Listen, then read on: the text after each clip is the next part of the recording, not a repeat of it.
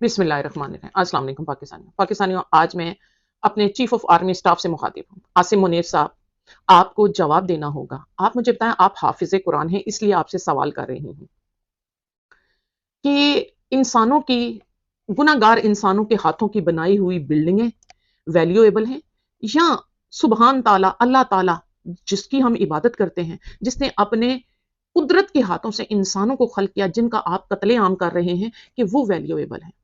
और फिर बिल्डिंगें तो फिर बन जाती हैं और आप बना भी लेंगे, ठीक है, लेकिन आपने जिन माओं की गोदें उजाड़ दी हैं, जिन बहनों के भाई आपने मार दिए हैं, जिन बीवियों के सुहाग आपने उजाड़ दिए हैं, क्या आप उन्हें दोबारा जिंदा कर पाएंगे? क्या रोजे क़यामत आप अल्लाह को जवाब दे पाएंगे कि आपने, जिन्होंने तुम्हारी जान को नुकसान नहीं पहुंचाया था, इन बिल्डिंगों की वैल्यू ही क्या थी कि तुमने मेरे, जिन्हें मैंने अपने हाथों से बनाया, जिनकी मैंने मां के पेट में हिफाजत की, जिन्हें मैंने जिंदगी देकर रिज़्क दिया, तुमने उसे किस बात पे मार दिया? तो क्या आप जवाब देंगे कि हमारी बिल्डिंगें तो हमारे मुजस्समे तोड़ दिए थे? मुजस्समों से तो लगता है आप बुत हैं, हैं? और दूसरा, आसिम मुनीर साहब, आपके पास जवाब है इस सवाल का कि बैतुल मक़दस में फ़लस्तीनी मुसलमान हमें पुकारते रहे कि ये एटमी पावर वाली मुसलमानों की वाहिद फौज, पाकिस्तानी फौज हमारी मदद को आए कि बैतुल मक़दस पे हमला होता था, नमाजियों का वहां नमाजियों को शहीद किया जाता था, बैतुल मक़दस की दीवारों को नुकसान पहुंचाया जाता था, बैतुल मक़दस पाक अल्लाह के घर में जिसे रसूल सल्लल्लाहु अलैहि वसल्लम ने अपने मुबारक हाथों से जिसकी बुनियादें उठाई, उनमें इसराइली जूतियों से, अपने नापाक बूटों से भागते और वहां वो जानवरों को, सूर जैसे जानवरों को घुसाते थे। आपकी गैरत आप लोगों की फौज की ना जागी कि आप बैतुल मक़दस की हिफाजत के लिए आप लोगों ने फ़लस्तीनियों की पुकार पे लब्बैक ना कहा, तो बैतुल मक़दस जिसे रसूल ने अपने हाथों मुबारक से बनाया, उसकी बेहुरमती होते हुए आप बड़ी बेशर्मी से आज तक देख रहे हैं। जो अल्लाह का घर है, आप अल्लाह के घर की बेहुरमती बड़ी बेशर्मी से देख रहे हैं, डट के देख रहे हैं, कि जैसे आप ऐलान कर रहे हैं कि हम मुसलमान ही नहीं। हमारा क्या काम है अल्लाह के घर की हिफाजत करना? हमारा क्या काम है बैतुल मक़दस की हिफाजत को भागना, जिसे रसूल ने अपने हाथों से उठाया? लेकिन अपने कोर कमांडर के हाउस और अपने फौजियों के मुजस्समों के टूटने पर आपने अल्लाह का कलमा पढ़ने वाली जबानों को बंद कर दिया। आपने अल्लाह की बारगाह में सरनगू होने वाले दिलों को काट डाला। आपने माओं का सहारा बने हुए बेटों को शहीद कर दिया। आपने बहनों के सुहागों को उजाड़ कर उन्हें बेरिदा कर दिया। आपने माओं की गोदें उजाड़ के रख दी, सिर्फ चंद मुजस्समों और बिल्डिंगों।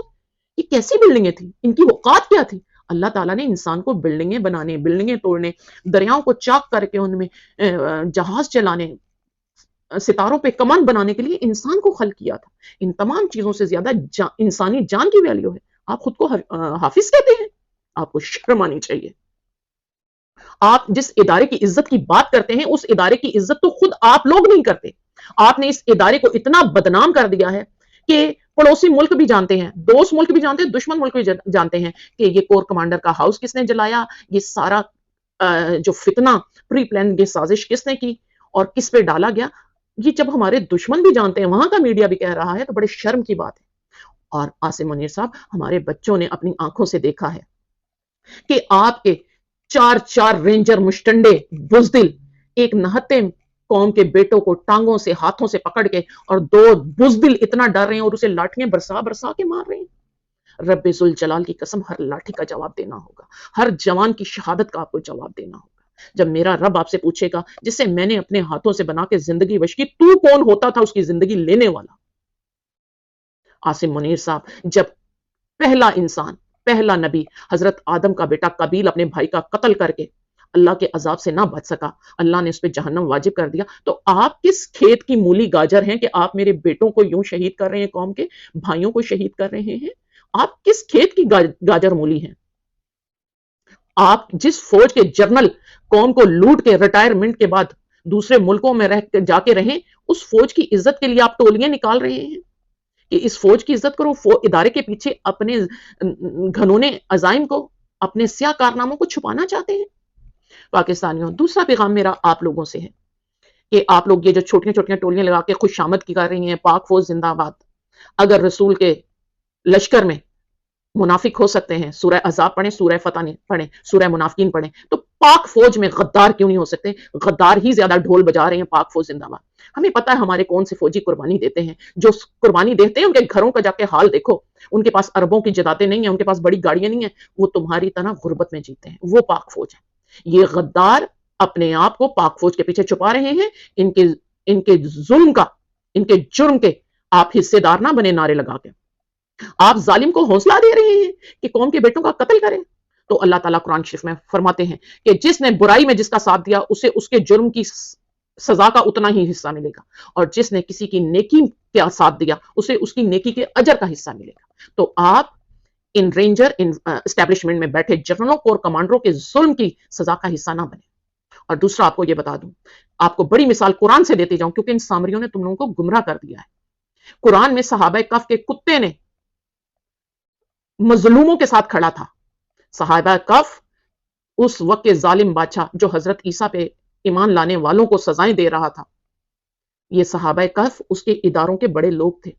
اس نے اپنی ظالم حکومت سے انہوں نے انکار کر دیا اور جا کے مظلوموں کا ساتھ دیا، تو بادشاہ انہیں قید کر کے مارنا چاہتا تھا، جنہیں اللہ نے غار میں پناہ دی، اور ان کا کتا ان کے ساتھ رہا، اور اس کتے کو جنت اللہ تعالیٰ نے اعلان کیا ہوا ہے قرآن میں۔ تو صحابہ کہف کے کتے کو اگر جنت سچوں کے ساتھ، حق والوں کے ساتھ کھڑے ہونے پر مل سکتی ہے، انسانوں کی جان کی حفاظت کرنے والوں کے ساتھ کھڑے ہونے میں مل سکتی ہے، تو پھر پاکستانیوں تمہیں فیصلہ کرنا ہوگا کہ اللہ تعالیٰ ہمیں صحابہ کہف کا کتا ہی سمجھ کے بخش دے۔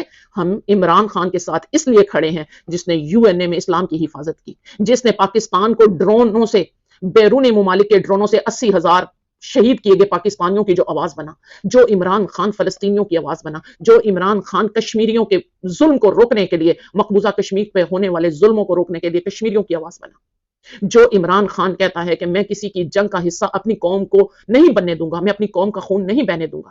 ہم اس عمران خان کے ساتھ اگر آج کھڑے ہیں کیونکہ وہ حق کی آواز ہے، وہ عوام پرست ہے، وہ عوام کے لیے، وہ اللہ کے بندوں کی جان مال کی حفاظت کے لیے کھڑا ہے، تو ہم اس کے ساتھ کھڑے ہیں۔